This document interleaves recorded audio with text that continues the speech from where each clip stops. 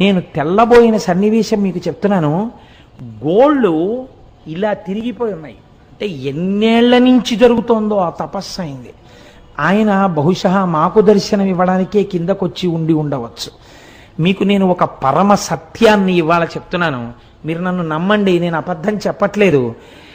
ఆయన నన్ను అడిగారు, పక్కకి తీసుకెళ్లి గిరి ప్రదక్షిణం చేస్తుంటే మీకు రమణులు అంటే ఎందుకు ఇంత ఇష్టం అని అడిగారు. అడిగితే ఏదో పుస్తకాల్లో చదువుకున్న 4 మాటలు తప్ప నాకేం తెలుసు కనుక ఆ రమణులు అంతటి వారండి, రమణులు ఇంతటి వారండి, నేను చదువుకున్నవేవో చెప్పా. ఆయన అన్నారు, మీరు చెప్పినట్టు రమణుడు గొప్పవాడు కాడు, రమణుడు దొంగ, రమణుడు స్వార్థపరుడు. లేకపోతే రమణుడి కోసం కొన్ని వేల మంది వచ్చారు అరుణాచలం. ఎవరికి ఇచ్చాడు మోక్షం? వాళ్ళ అమ్మగారికి ఇచ్చాడు. వాళ్ళ అమ్మగారికి మోక్షం ఇవ్వడం గొప్ప, స్వార్థం కాదా అంటే నేనన్నాను, లేదండి ఆయనతో పాటే ఉన్న ఇంకొక ఆయనకు కూడా ఇవ్వబోయారు, ఆయన జీవుడేమో జారిపోయాడు, ఇవ్వలేకపోయారు అన్నాను. అంటే ఆయన అన్నారు, అది కాదు, రమణులు వాళ్ళ తల్లి గారికి మోక్షం ఇవ్వడాన్ని మీరు సమర్థించడానికి మీకేమన్నా ఆధారం ఉందా అన్నారు నా దగ్గర. ఏమిట్రా ఇంత భక్తితో మనం వస్తే ఈయన ఇంత గడ్డు ప్రశ్న వేశాడు, ఈ కోణంలో నేను అసలు ఎప్పుడూ ఆలోచన చేయలేదు, ఏంటి ఇలా అడిగారు చిత్రంగాను అని నేను చాలా ప్రయత్నం చేద్దాం అనుకున్నాను. కానీ నాకే నచ్చలేదు ఎలా సమర్థించాలో. అలా కాసేపు నడిచాం, ఒక 10 నిమిషాలు మౌనంగా. ఆయన అన్నారు, చూశారా మీకు దొరకలేదు కారణం, అమ్మకి ఎందుకు మోక్షం ఇచ్చారో మీకు తెలియలేదే అన్నారు. అంటే ఏవో మీరు చెప్తున్న కోణంలో మాత్రం నాకు తగిన సమాధానం దొరకట్లేదు అన్నాను. అంటూ నేను అన్నాను అలా ఆయనతో వెడుతూ, ఒకానొకప్పుడు 1950లో ఆయన శరీరం విడిచిపెట్టక ముందు ఇలా తిరుగుతున్నప్పుడు ఆయనతో పాటు వెళ్ళిన వాళ్ళు ధన్యులు, వాళ్ళు ఎంత గొప్పగా ఆయనతో పాటు కలిసి వెళ్ళుంటారో, ఆయన కొండ దిగుతున్నప్పుడు చూస్తూ ఉండుంటారో అన్నాను.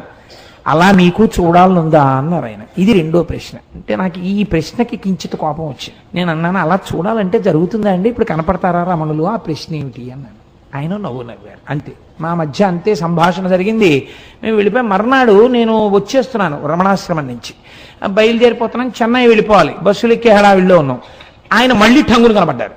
కనపడి ఓ చేతి సంచి ఒకటి ఇస్తూ ఉంటారు రమణాశ్రమంలో పుస్తకాలు కొనుక్కున్నప్పుడు. ఆయన ప్రత్యేకం ఓ పుస్తకం ఒక క్యాసెట్టు తెచ్చి, ఇవి నేను మీకు బహూకరిస్తున్నాను కోటేశ్వరారు అని ఇచ్చారు. ఎంత ప్రేమమూర్తో. నేను ఆ తర్వాత వారిని చూడలేదు, రమణాశ్రమానికి వెళ్ళిన ఆయన పేరు అవి ఇచ్చారు కూడా, కానీ మాకు కనపడలేదు. ఆ తర్వాత ఇన్ని మార్లు వెళ్ళాను, నాకు వారు కనపడలేదు. నేను ఇంటికి వచ్చి యథాలాపంగా పెట్లోంచి పుస్తకాలన్నీ కొనుక్కున్నవి తీసి అక్కడ పెట్టేసి వెళ్ళిపోబోతూ ఇలా గాలికి ఎగురుతుంటే ఒక పేజీ, ఆ పేజీ మీద చెయ్యేసి ఇలా చూశాను, రమణులు తల్లికే మోక్షం ఎందుకు ఇయ్యవలెను అని ఉంది దాని మీద. నేను తెల్లబోయి, ఇదే కదా మన నేను అడిగారు అని చెప్పి నేను అది చదివాను. చదివితే రమణుల యొక్క తల్లి వృద్ధాప్యంలో ఆవిడ యొక్క కుమార్తె, అమ్మా నాతో చెన్నై వచ్చేయమ్మా, వీడి దగ్గరుంటే ఏం చూస్తాడు, నువ్వు నాతో వచ్చేస్తే ఇంకెంతో కాలం ఉండవు కదా, జాగ్రత్తగా చూస్తావంటే అమ్మగారు అన్నారు, మీతో వస్తే ఏం చేస్తారు, ఓ పరుపు మీద పడుకోబెడతారు, జాగ్రత్తగా చూస్తారు. నా ప్రాణోత్క్రమణం అయితే ఏం చేస్తారు, కొన్ని కోట్ల జన్మల నుంచి ఏం చేశారో అదే చేస్తారు. మీరు నన్ను తీసుకెళ్లి దహిస్తారు. వీడి దగ్గర ఉంటే ఏమవుతుంది, పోయే ప్రాణం ఎలాగో పోతుంది. వీడు జనన మరణములకు అతీతుడు, నా కొడుకు, వాడు జ్ఞాని. కాబట్టి వాడు నేను చచ్చిపోయిన తర్వాత నా శరీరాన్ని తన 2 చేతులతో పైకెత్తుతాడు. మీ దగ్గర ఉంటే వాడు ఎత్తాడు, వాడు రాడు తిరువణ్ణామలై వదిలి, వాడు పైకెత్తి వాడు కాల్చడు. ఈ శరీరాన్ని పట్టుకెళ్ళి పక్షులు తింటాయని రక్కసిముళ్ళని ఇంతంతుంటాయి అరుణాచలం కొండ మీద, రక్కసిముళ్ళ పొదలలోకి విసిరేస్తాడు.